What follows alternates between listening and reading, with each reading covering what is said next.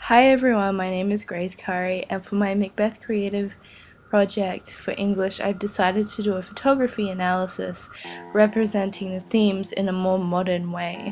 The first theme I decided to show is supernatural, which you can see throughout the play, and in particular Act 1 Scene 3 and Act 4 Scene 1. Supernatural idea is shown through the green lighting on the back of the girls' heads, showing the eerie feel that's quite unnatural. Then the three of them are holding hands, showing that everything they say links to one another, and it kind of rounds up in the end. The girls are quite beautiful and not ugly as they described the witches to be in the play. I have chosen to do this as Shakespeare uses the witches in the play as a spark of interest, as a temptation mean to create Macbeth to be interested in becoming king. And by making the witches beautiful, it sparks interest in the audience's mind to look at this picture. The second theme represented is greed, and more closely Macbeth's greed. And in the final product, he's reaching out for more power, and as he rises in positioning, he lowers in the typect, showing that as he gains more power, he becomes less of a person. And Shakespeare uses this in the play to show that greed can be your undoing, and in this typect shows that the more power that you get doesn't always mean that you get more from it. In Act 3 Scene 1 in particular, Macbeth hires murderers to kill his best friend Banquo, all in order to secure his position and throne in the throne, and to keep Banquo from raising any suspicions about him. The third theme represented is guilt, closely looking at Act 5 Scene 1 in Lady Macbeth's sleepwalking scene where she cries out, "Damn spot out I say." This is important as it shows the reversal of Lady Macbeth and Macbeth's relationship, as Lady Macbeth is now the one racked with guilt. The final product, you see Lady Macbeth vigorously trying to rub off the blood off her hand, and her full concentration is on what she thinks is blood on her hand.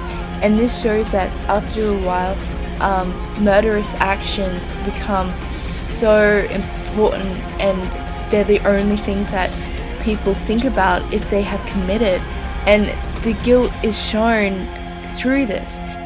Shakespeare uses Lady Macbeth's development in order to show that anyone who commits a murderous action, specifically against King James, that they will become racked with guilt, and they will slowly become undone, no matter who by, even if it is by their own minds.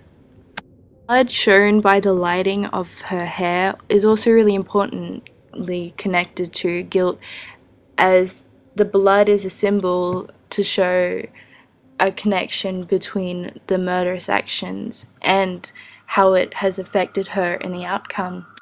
Another theme represented is gender in this creative analysis. During the time Macbeth was written, males were known to be the strong people who would fight in the wars and protect the women, basically. However, Shakespeare has redefined women in this play, as Lady Macbeth is the one who pushes towards their ambitions and keeps Macbeth moving forward. The final product is a typect with Lady Macbeth looking innocent, which you can be seen as when she's in public. Bottom represents her power and dominance in this relationship, and it just singles on how she believes she's doing the right thing for her and Macbeth, but her morals are more evil than most. Shakespeare uses the reversal of relationship and gender as another motivation key for Macbeth to become king, just as the witches were in the supernatural theme. Another theme creatively represented is power. Throughout the whole play, Lady Macbeth has been pushing towards power, and in the final picture you see a woman who is strong but seemingly innocent. However, she is more cunning and sly in the play, as she is the one pushing towards the crown and is the one pushing Macbeth to do the actions of murdering the king in order to gain power.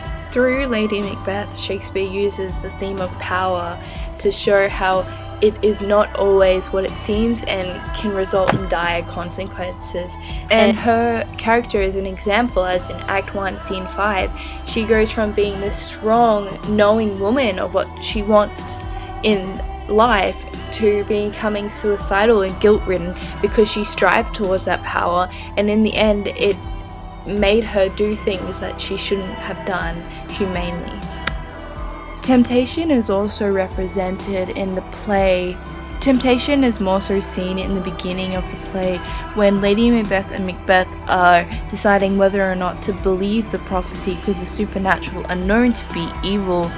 Temptation is very important to follow in this play because in the first act, Macbeth is deciding whether or not to commit to the prophecies, and then throughout the play it's a temptation of power and whether or not they should keep moving forward and disrupting everything in their path. Final type act shows Lady Macbeth's decision has already been made during Act 1. However, Macbeth was more wary and conscientious of the fact that someone would find out and they would get caught. Shakespeare used the temptation of the witches to show that temptation is not always as it seems, and it can be deceitful and lead to consequences such as being killed in an extreme case.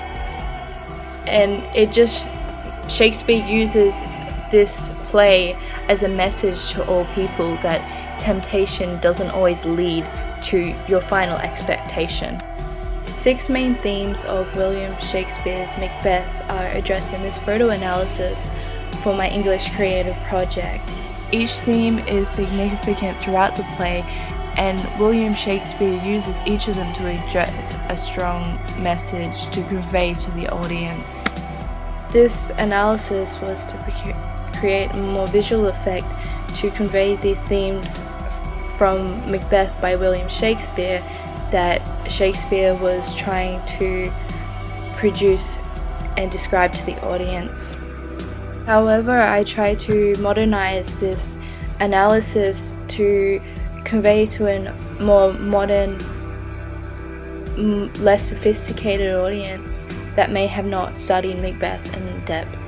A big thank you towards my models, the elegant Marsha as Lady Macbeth, the great Jake as Macbeth, and the beautiful witches Savannah, Olivia, and Sophia.